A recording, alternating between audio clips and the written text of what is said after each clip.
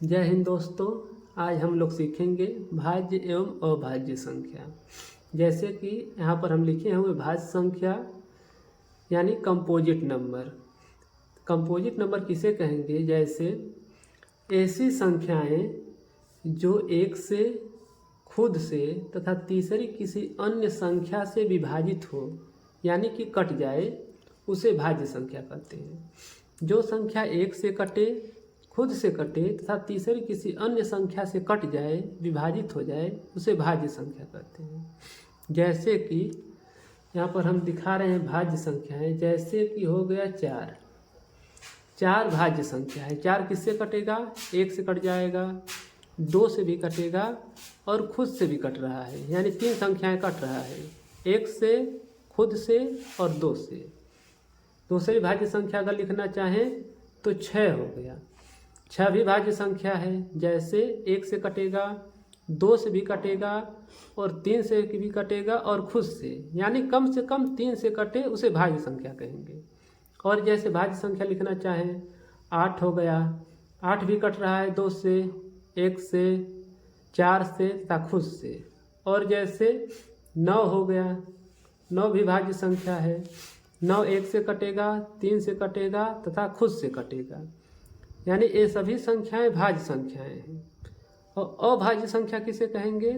जैसे अभाज्य संख्या यानी प्राइम नंबर, ऐसी संख्याएं जो एक से तथा खुद से विभाजित हो तथा किसी अन्य तीसरी संख्या से विभाजित न हो, यानी किसी तीसरी संख्या से न कटे, एक से ही कटे और खुद से ही कटे, उसे अभाज्य संख्या कहते हैं।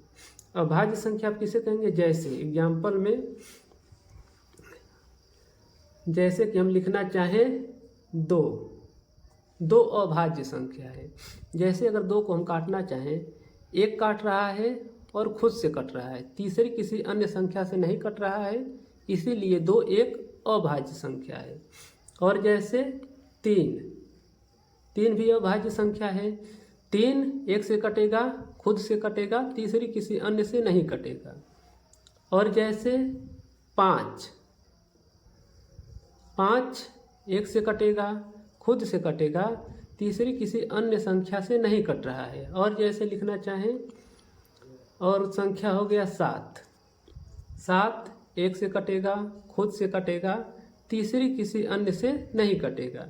तो इसी प्रकार भाज्य संख्या 1 से भी कटेगा, खुद से भी कटेगा तथा तीसरी किसी अन्य से भी कटेगा, उसे भाज्य कहेंगे।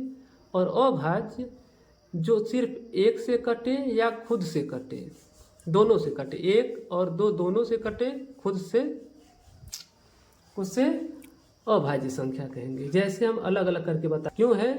क्योंकि 1 से कट रहा है। जैसे हम लोग सीखेंगे दोनों संख्याएं एक ही साथ। जैसे 8 हम लिख रहे हैं तो 8 भाज्य संख्या है। भाज्य संख्या क्यों है? क्योंकि यह 1 से भी कट रहा है, 2 से भी कट रहा है, 4 से भी कट रहा है तथा खुद से भी कट रहा है, यानी कम से कम 3 संख्याएं से कट रहा है, इसीलिए भाज्य है। और भाज्य क्या हो सकता है? भाज्य हो सकता है 12 हो सकता है, 20 हो सकता है,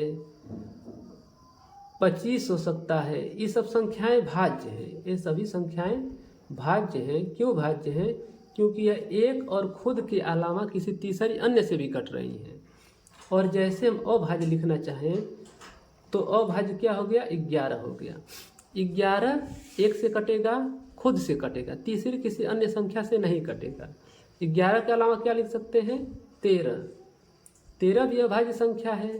क्यों अभाज्य है? 1 से कट रहा है और खुद से कट रहा है, तीसरी किसी अन्य संख्या से नहीं कट रहा है। और अभाज्य संख्या लिखना चाहें तो 17 हो गया। और 17 के अलावा 19 हो गया। ये संख्याएं सभी 1 से और खुद से ही कट रही हैं, किसी तीसरी अन्य संख्या से नहीं कट रही हैं, इसीलिए ये सभी संख्याएं अभाज्य हो जाएंगी। अतः हमें उम्मीद है कि आप सभी लोगों को भाज्य एवं अभाज्य संख्या पूर्ण रूप से आ गया होगा। भाज्य एवं अभाज्य अब आ गया होगा आप लोगों को, इसीलिए अब वीडियो का अंत होता है। धन्यवाद।